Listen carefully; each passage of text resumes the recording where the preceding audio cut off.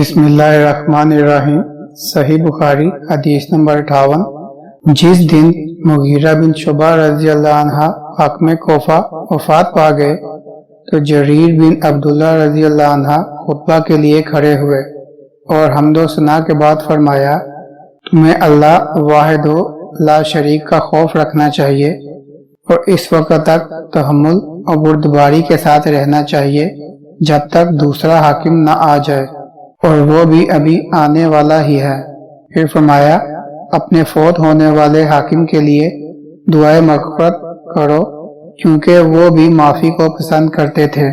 और तुम्हें मालूम होना चाहिए कि एक दफ़ा मैं नबी सल्लल्लाहु अलैहि वसल्लम के पास गया और अर्ज की, मैं आपसे इस्लाम पर बैत करना चाहता हूँ। आप सल्लल्लाहु अलैहि वसल्लम ने मुझ पर हर मुसलमान के साथ खैर ख्वाही की शर्त लगाई, तो मैंने इसी शर्त पर आप सल्लल्लाहु अलैहि वसल्लम से बैत की। इस मस्जिद के रब की कसम, मैं आप लोगों का खैर ख्वाह हूँ।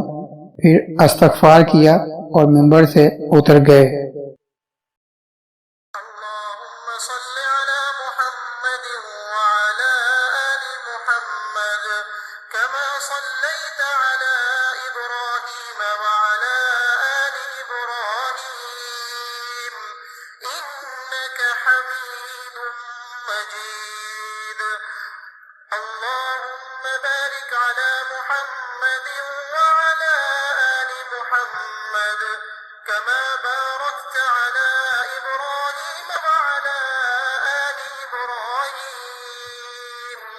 إنك حميد مجيد।